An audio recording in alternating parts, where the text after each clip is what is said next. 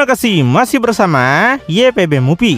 Masih melanjutkan part sebelumnya, pertarungan Goku melawan Bardock masih terus berlanjut dengan sengit. Tapi kemudian cerita dipindahkan dulu pada Piccolo dan Pikkon yang saat ini sedang menyusuri ruangan peninggalan Dewa Zalama. Sampai akhirnya mereka menemukan sebuah tempat yang di sampingnya banyak patung orang Namekian berjejer. Keduanya berjalan menyusuri tempat itu dan gak tahu apa sebenarnya tempat ini. Dan saat melihat patung Namekian yang memegang bola naga seperti sebuah simbol, Piccolo menunjukkan keterkejutannya. Dia penasaran kenapa tempat ini dipenuhi dengan ras Namekian.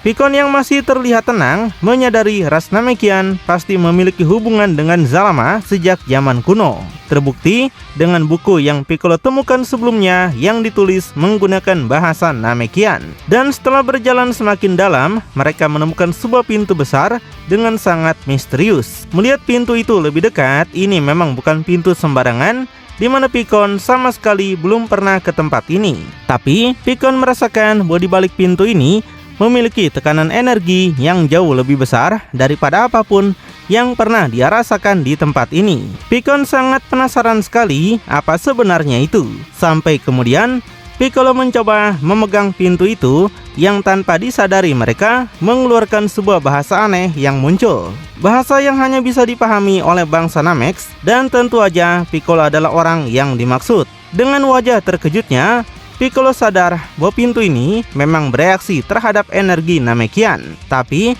dia nggak tahu apa yang terjadi. Sampai tiba-tiba pintu itu terbuka sendiri mengeluarkan asap di depan mereka. Dengan keduanya hanya menonton saja. Tanpa banyak pikiran, keduanya segera masuk ke dalamnya, di mana dalamnya tidak berbeda dengan banyak tempat di runtuhan ini.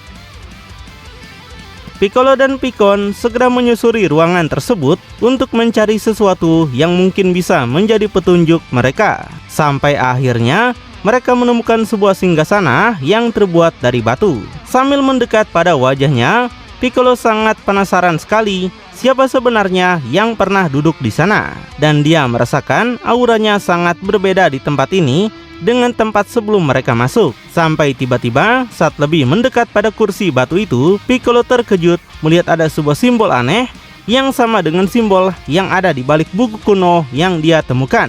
Selain simbol yang aneh, kursi batu ini juga memiliki sebuah angka yang hal ini semakin membuat Piccolo penasaran apa maksudnya. Di situ, Piccolo segera menunduk merenungkan apa yang sebenarnya terjadi dan apakah ini penting bagi mereka. Sambil kini menatap ke arah kursi batu, Piccolo terus memikirkan apa maksudnya dan yakin itu pasti bukan sekedar angka dan simbol biasa. Sampai kemudian Pikkon menemukan sebuah ide dan sadar simbol di kursi itu pasti ada hubungannya dengan simbol yang ada di buku. Dan sambil menunjuk pada angka di kursi, Pikkon berkata angka 72 ini mungkin saja adalah sebuah petunjuk. Petunjuk untuk mereka yang harus membuka halaman nomor 72 di buku itu. Dan sambil memikirkannya lebih dalam, Piccolo berkata apa yang Pikkon katakan mungkin saja benar. Jadi Piccolo akan membuka halaman 72 untuk mencari tahunya sendiri.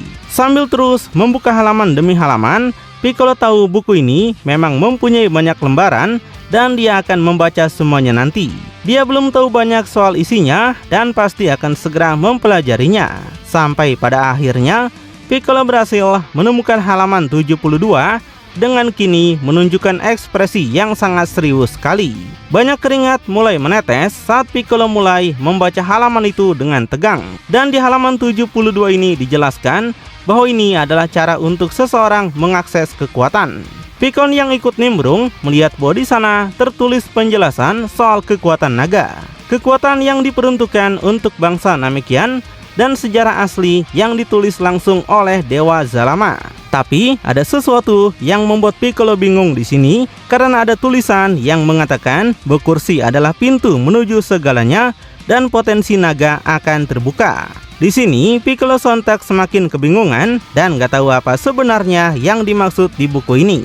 Pikkon yang ikut berpikir juga segera berkata dia gak tahu apakah ini nyambung atau tidak. Tapi beribu-ribu tahun yang lalu Daishinkan pernah memberitahukan sesuatu pada Pikkon. Piccolo yang sedikit penasaran segera menanyakan apa isi dari ucapan Daishinkan itu. Pikkon terdiam sejenak seperti sedang mencari ingatan yang sudah berlangsung lama itu dan harus menyampaikannya.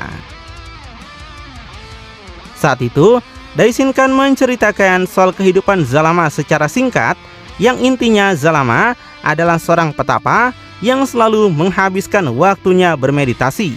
Tapi Zalama mempunyai dimensinya sendiri, di mana dimensi itu tidak ada seorang pun yang tahu. Piccolo sontak semakin penasaran dan bertanya apa hubungannya dengan ini. Dia tidak menemukan kesamaan apapun dengan masalah yang sekarang sedang mereka hadapi.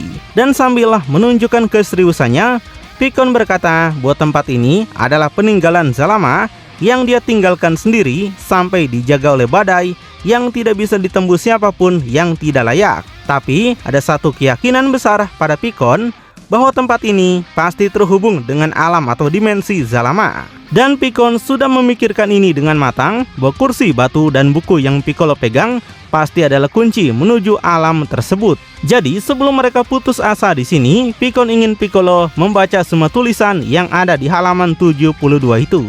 Apakah ada sesuatu yang terlewat atau nyambung dengan apa yang Pikkon ucapkan tadi? Kemudian Piccolo kembali memeriksa halaman itu, membacanya dengan perlahan agar tidak melewatkan satu kalimat pun. Sampai akhirnya Piccolo terkejut saat menemukan tulisan bahwa di sini memang tertulis ada alam Zalama. Piccolo akhirnya tahu kalau ucapan Pikkon sebagai mantan dewa kehancuran memang tidak bisa diremehkan.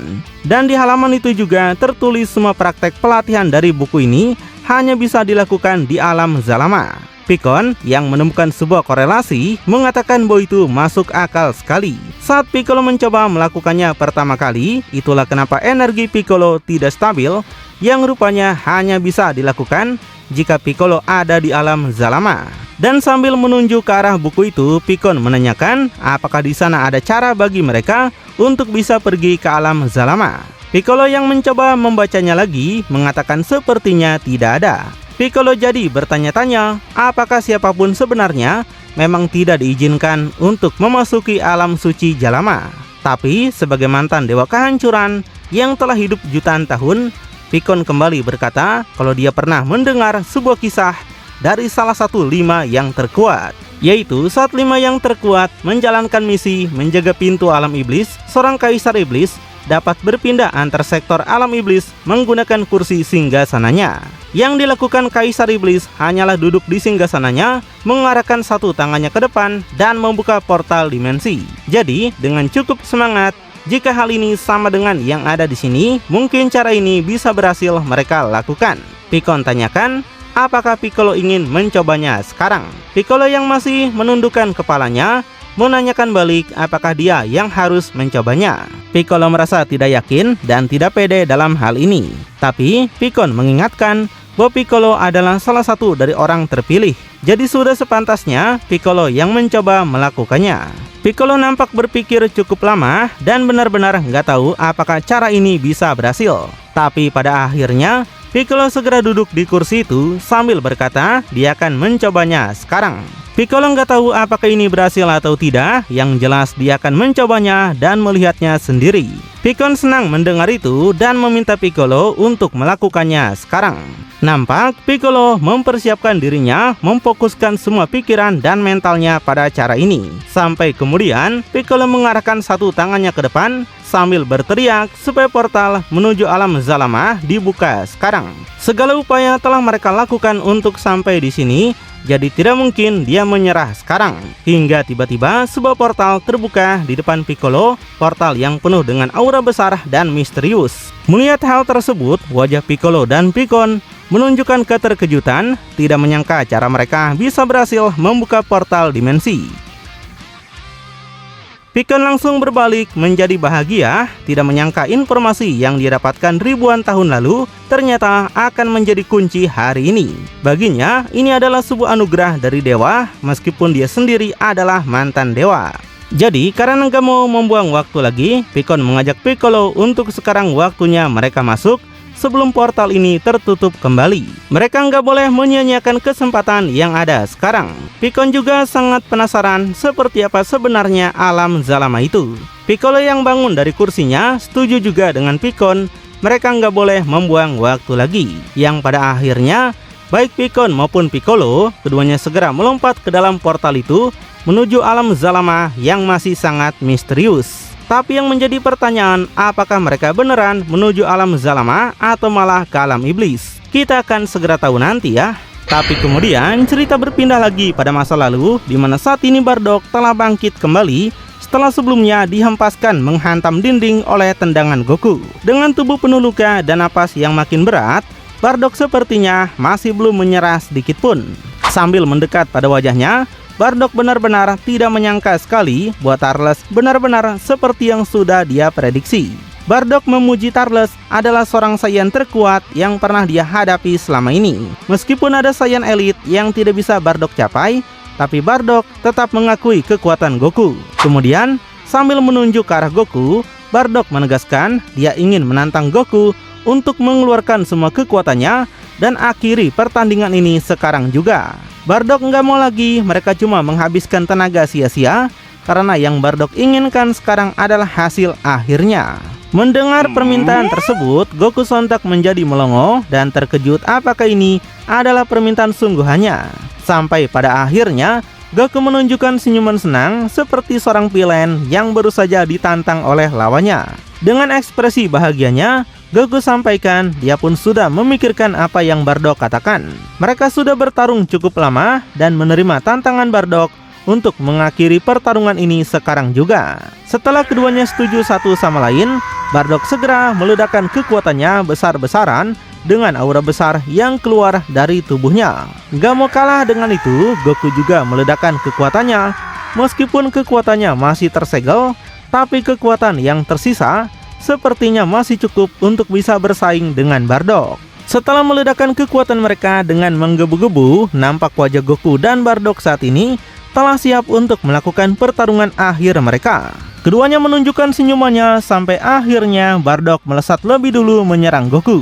Bardock berlari dalam kecepatan tinggi dengan kefokusan yang ekstra. Gak mau kalah dengan ayahnya, Goku juga berlari menerjang angin dalam lesatan yang tinggi. Goku sangat menikmati pertarungan ini meskipun tenaganya sudah sangat terkuras sekali.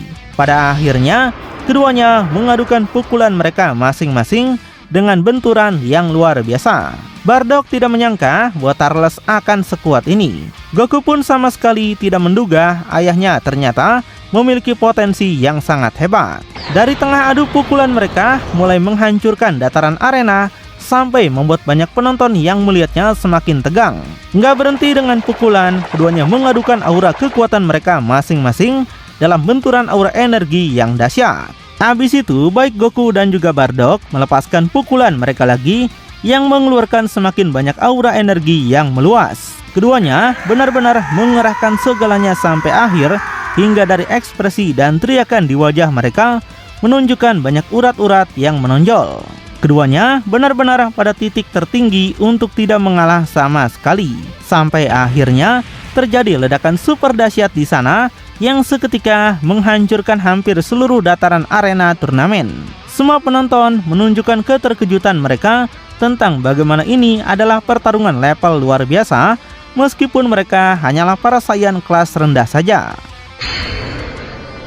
Setelah ledakan berakhir, hanya menyisakan asap dan debu tebal yang menutupi tengah arena. Setelahnya, dari atas asap yang tebal itu, dua siluet jatuh bersama-sama dalam lesatan yang cepat. Baik tubuh Goku dan juga Bardock berjatuhan ke lantai arena dengan suara benturan yang sangat keras sekali. Keduanya benar-benar berakhir dengan seimbang, dan yang membuat mata semua penonton terkejut bertanya-tanya, apakah tidak ada yang menang di antara mereka berdua. Raja Vegeta juga menunjukkan ekspresi yang tercengang dan bertanya-tanya apakah ini adalah akhirnya. Tapi tiba-tiba baik Goku ataupun Bardock, keduanya dapat bangun kembali dengan napas yang semakin ngos-ngosan. Bardock akui Turles sangatlah tangguh dan gak sangka dia bisa bangun lagi. Goku pun berpikiran hal yang sama, nggak menduga ayahnya masih bisa bangkit. Ketika mereka saling mendekat, Goku melepaskan pukulan tenaga terakhirnya yang menghantam perut Bardock dan seketika membuat Bardock mundur kehilangan keseimbangannya. Tapi kemudian Bardock dapat menahan kakinya agar masih bisa bertahan untuk melanjutkan pertarungan terakhir ini. Keduanya nampak berusaha mempertahankan fisik mereka karena tidak ada yang mau mengalah sama sekali. Bardock mengajak Goku untuk melakukan pukulan terakhir mereka, dan ini benar-benar menjadi terakhir yang mereka punya. Goku setuju dengan ide itu, di mana kemudian kaki keduanya mulai melangkah dengan berat untuk menjadikan ini sebagai serangan terakhir. Keduanya saling maju berbarengan dengan ekspresi Goku menunjukkan dia sudah benar-benar hampir kehabisan staminanya. Begitu juga dengan Bardock yang sepertinya sudah nggak tahan lagi, tapi harga diri sayanya tidak membuatnya harus menyerah. Di situ baik Goku ataupun Bardock melepaskan pukulan terakhir mereka, di mana kedua tangan mereka sampai kesulitan untuk mencapai masing-masing. Pukulan Bardock hanya mengenai dada Goku dengan tenaga rendah. Begitu juga dengan apa yang terjadi pada pukulan Goku. Namun, di saat Goku mulai kehilangan keseimbangannya, Bardock yang masih punya sedikit tenaga segera mengokang tangannya untuk melakukan pukulan lagi. Dan tanpa diduga banyak orang, Bardock berhasil memukul Goku sampai menjatuhkan tubuh Goku ke lantai dalam tenaga yang sedikit. Goku yang masih terengah-engah benar-benar tidak bisa menjaga napasnya dengan baik. Di saat semua penonton merasa ini adalah kemenangan untuk Bardock, entah bagaimana Goku bisa bangun kembali, meskipun saat ini dia sudah tidak sanggup untuk membuka kedua matanya lagi.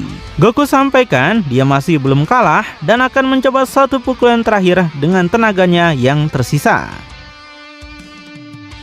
Terkejut melihat kegigihan Goku yang tidak ada habisnya, Bardock akhirnya menerima tantangan terakhir Goku.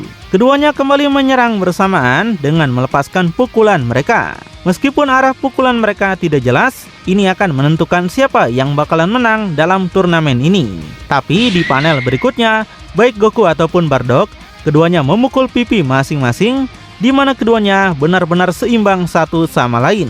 Adu pukulan seperti ini mirip sekali seperti pertarungan pertama Goku melawan Black. Sampai pada akhirnya, keduanya jatuh bersamaan di lantai, di mana baik Goku ataupun Bardock benar-benar sudah kehabisan stamina mereka, bahkan mungkin sudah kehilangan kesadaran mereka, saking tenaganya yang sudah tidak ada. Lalu, apakah pertandingan ini memang sudah berakhir dengan hasil pertarungan yang seimbang dan tidak ada pemenangnya? Makin penasaran? Tonton kelanjutannya di channel YPB Movie, channelnya anime bapak-bapak.